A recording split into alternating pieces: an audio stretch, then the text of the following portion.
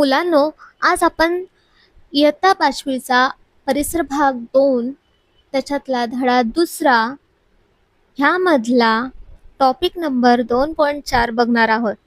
कालमापनाच्या वैज्ञानिक पद्धती आणि कालनिश्चिती. आज कोणता वार आहे किंवा कोणती तिथी आहे किंवा कोणती तारीख आहे हे आपण ठरवतो. तेव्हा आपण कालगणना करतो. कालगणनेच्या अनेक पद्धती असतात हे आपण पाहिले. या पद्धतीमध्ये काळाची गणना पुढील किंवा मागील क्रमाने करता येते. उदाहरणार्थ, हा महिना जून आहे असे म्हटले तर मागील महिना मे होता आणि पुढील महिना जुलै असेल हे सांगता येते. आज 10 तारीख असेल तर काल 9 तारीख होती आणि उद्या 11 तारीख असेल हे सांगता येते. म्हणजे कालगणनेच्या पद्धतीमध्ये आपण काळाची लांबी मोजतो. इसवी सनाचा प्रारंभ होण्यापूर्वी काळात घडून गेलेल्या घटनांचा अभ्यास करताना त्यांच्या काळाचा उल्लेख इसवी सन पूर्व अमुक इतकी वर्षे असा केला जातो. त्यापैकी काही घटकांची माहिती आपल्याला जमिनीखाली गडले गेलेल्या पुराव्यांच्या आधाराने मिळावी लागते. तो पुरावा बहुधा वस्तू आणि वस्तू यांच्या अवशेषांच्या स्वरूपात असतो. त्या अवशेषांना आधाराने हजारो वर्षापूर्वीच्या घटनांची कालनिश्चिती करणे वैज्ञानिक पद्धतीच्या आधारे शक्य होते. जमिनीखाली मातीचे एकावर एक असे अनेक थर असतात. मातीच्या थरांचा आणि त्या थरावर मिळालेल्या अवशेषांचा कालखंड अमुक तारखेपासून अमुक तारखेपर्यंत असा निश्चित स्वरूपात सांगता येत नाही. आजपासून अमुक इतक्या वर्षापूर्वी अशा पद्धतीने त्या काळाची मोजणी करणे मात्र शक्य असते. म्हणून अशा पद्धतींना कालमापनाच्या पद्धती असे म्हटले जाते. अशा प्रकारचे कालमापन करण्यासाठी कर्ब 14 विश्लेषण, काष्ठवलयांचे विश्लेषण यांसारखे विविध वैज्ञानिक पद्धतींचा उपयोग केला जातो. कालमापनाच्या आधाराने अवशेष आणि ज्या थरांवर ते सापडले ते मातीचे थर किती वर्षापूर्वीचे आहेत हे समजले की त्यांचा काळ ढोबळमानाने निश्चित करता येतो. उदाहरणार्थ, एखादे मातीचे भांडे 5000 वर्षापूर्वीचे आहे असा निष्कर्ष कालमापनाच्या पद्धतीने आधाराने निघाला तर असे म्हणतात की त्या भांड्याचा काळ इसवी सन पूर्व सुमारे 3000 वर्षे इतका आहे. त्याच्या आधाराने ज्या संस्कृतीशी ते भांडे निगडित आहे त्या संस्कृतीचा काळ इसवी सन पूर्व सुमारे 3000 वर्षे इतका आहे असे सांगता येते. तर मुलांनो, आता आपण ह्या टॉपिकला एका गोष्टीच्या माध्यमातून समजू. चला तर मग. नमस्कार छोटे शोधकांनो. तुम्ही कधी विचार केला आहे का, आपल्याला कसं कळतं की हजारो वर्षापूर्वी काय घडलं होतं?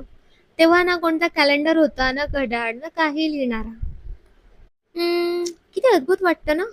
चला तर मग आपण वेळेच्या एका रोमांचक प्रवासावर निघूया. टाइम मशीन मध्ये नाही बरं का, तर विज्ञानाच्या मदतीने. वेळ म्हणजे एक गोष्ट समजून घ्या. जरा विचार करा, आज 10 जून आहे म्हणजे काल 9 जून होता आणि उद्या 11 जून होईल. सोप्पं आहे ना. आपण रोज वेळ मोजत असतो. मिनिट, तास, दिवस, महिना, वर्ष. जसं की मे महिन्याच्या आधी एप्रिल येतो आणि नंतर जून. अगदी तसं आहे. जसं आपण इतिहासाची एखादी गोष्ट वाचत आहे, प्रत्येक महिना, प्रत्येक वर्ष हे त्या गोष्टीचं एक पान आहे. पण जी गोष्ट फार पूर्वी घडल्या, ज्या काळात कुणी काही लिहिलं सुद्धा नव्हतं, तेव्हा सायंटिस्ट बनतात गुप्तहेर, जासूस. ते जमिनीखालून शोधतात लपलेले पुरावे, फुटलेली भांडी, जुने हत्यारे, पडलेली मंदिरे किंवा घर. यांना म्हणतात पुरावशेष. पण त्या भांड्यांवर कुठे लिहिलेलं असतं इसवी सन पूर्व 3000 मध्ये बनलेले आहे? तर मग सायंटिस्टला कसं ओळखता येतं की ही किती जुनी आहे? इथे येतो विज्ञानाचा जादू. त्याला म्हणतात डेटिंग तंत्र. चला तर मग डेटिंग तंत्र काय आहे बघून घेऊ. पृथ्वी स्वतः एक रेकॉर्ड ठेवते. मातीच्या थरांमध्ये प्रत्येक थर म्हणजे वेळेची एक कथा. जितका खोल थर तितका जुना काळ. हे थर वाचवण्यासाठी सायंटिस्टकडे असतात काही खास तंत्र, जसं की कार्बन 14 हे जिवंत गोष्टीसारख्या लाकूड, हाड किंवा कापडामधील उरलेले कार्बन मोजतं. जितके कमी कार्बन तितकी जुनी गोष्ट. दुसरं येतं ट्री रिंग. तुम्हाला तुम्हाला माहित आहे का, झाडांच्या बुंद्यांमध्ये रिंग्स म्हणजे गोल थर असतात. प्रत्येक रिंग एक वर्ष दाखवतो. त्याची संख्या मोजून झाडाचं वय कळतं. वा, किती कमाल आहे ना. समजा वैज्ञानिकांनी उत्खननात एक जुने मातीचे भांडे शोधले. त्यांनी त्यावर कार्बन-14 तंत्र वापरलं आणि असं समजलं की सुमारे 5,000 वर्षापूर्वीचं जुनं आहे. म्हणजेच हे इसवी सन पूर्व 3000 मधलं आहे.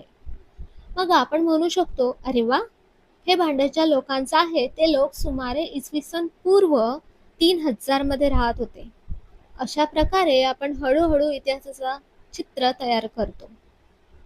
म्हणून लक्षात ठेवा, जेव्हा तुम्ही कॅलेंडर पाहता किंवा एखाद्या राजाबद्दल, राणीबद्दल किंवा गुहेत राहणाऱ्या माणसांबद्दल वाचता, तेव्हा तुम्ही खऱ्या अर्थाने वेळ मोजत असतात. आणि विज्ञानाच्या मदतीने आपण हजारो वर्षापूर्वीच्या गोष्टी शोधू शकतो. तर पुढच्या वेळेपर्यंत प्रश्न विचारत राहा आणि इतिहासाची शोध घेणं सुरू ठेवा. Bye bye.